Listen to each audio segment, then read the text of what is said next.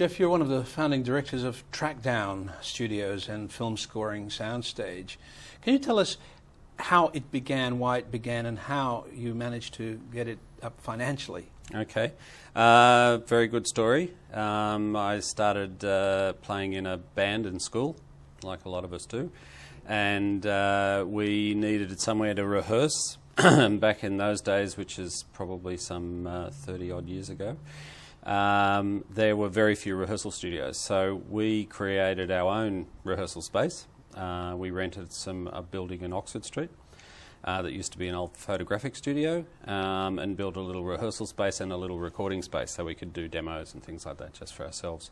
We were all at university or finishing school, and word got around that we had this rehearsal space, so bands started knocking on the door saying, can we use your space and rehearse in your space? And before we knew it, we were making some money.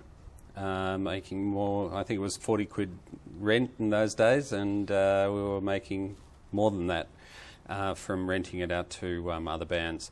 The time came where we got booted out of that building because they were going to knock it down and build apartments or something. So we had to make a big decision. Do we stay doing this, or do we follow our various careers? I was doing school teaching, and there was someone doing engineering, etc. And we decided that it looked like this could work. There was a market out there. We were at least aware enough that what a market meant. So we made the decision to continue the business, and we took another building in Kent Street in the city and built 5 rehearsal spaces. We did it ourselves, carried all the timber and everything up the stairs, did all of that type of thing. So before we knew it, we had a business that was working. It wasn't making a lot of money. We were having a lot of fun. We all still had to have part-time jobs to keep it going, and we were playing in bands as well. That was called The Studio, very innovative name we came up with. Then it came time to move from there again, and finally we set up a 16-track studio using new technology at the time, which was a Fostex E16, which was a half-inch 16-track. First time anyone squeezed that many tracks onto that little bit of tape. We created a very small but efficient and well-priced budget demo and indie band studio. To what extent was those early days, was the business such as it was driven by the fact that you had stumbled into finding a niche little market? We totally stumbled into it, no question about that.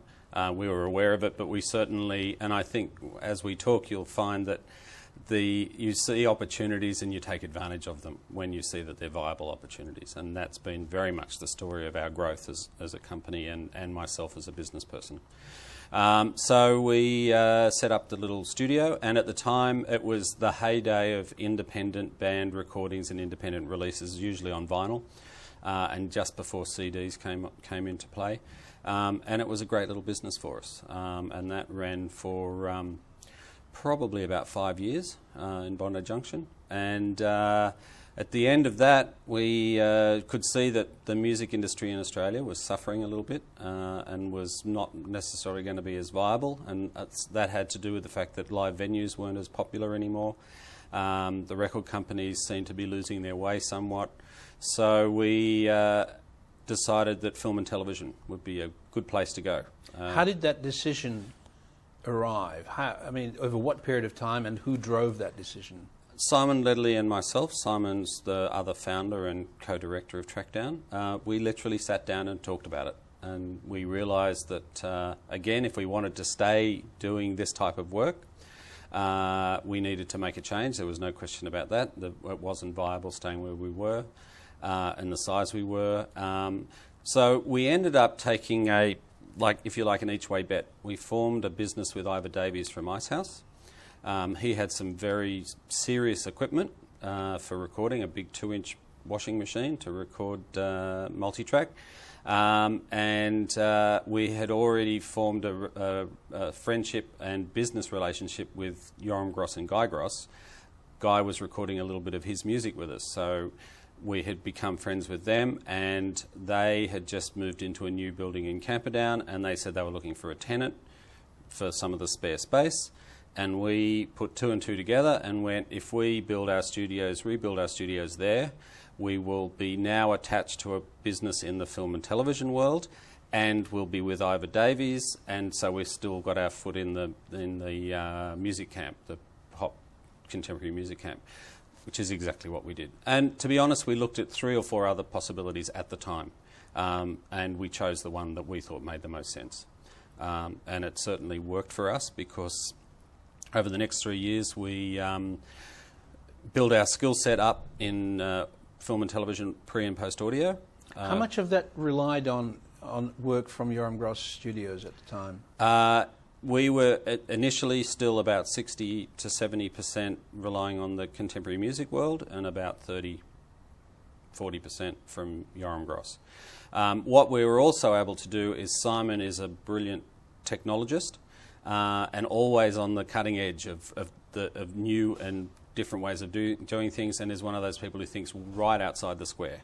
So we were one of the first studios to use the B and E16s, and everyone was going, oh no, that's just for home use, you don't want to use those, and we managed to make records using them. For those few of us who don't know what a B16 is, what is it? They are the old half-inch 16-track machines made by Fostex, and they were a real breakthrough. Instead of spending $80,000 for a 2-inch Atari 24-track, you could, for $20,000, have a 16-track tape recorder that wasn't the same quality, but certainly was professional enough to be able to do recordings for sale. We also were one of the first studios in Australia to use digital mastering, and that was in the old days when Sony made a big box that was called a PCM 501 or 701 that converted analog to digital, 2 tracks only, and laid that up on an old Betamax tape machine.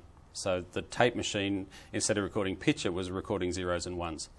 And we were one of the first studios doing digital, delivering to the client a digital master, 2-track master. And again, very inexpensively. So we were coming in underneath the big guys, if you like, and that was our space. And we were very good at it. And we applied the same philosophy when we started working with Yoram. Simon found ways of doing the same things that Yoram had been doing before with the professionals, in a slightly less, I won't say less professional, but a different way. But more innovative way. More innovative, and certainly less expensive and more efficient. And we were one of the first companies in Australia to use Pro Tools, which is a digital, fully digital audio recording and playback system that allows us. Initially it was just 2-track, and then it became multi-track, and it used Apple Mac computers, I think, to drive it.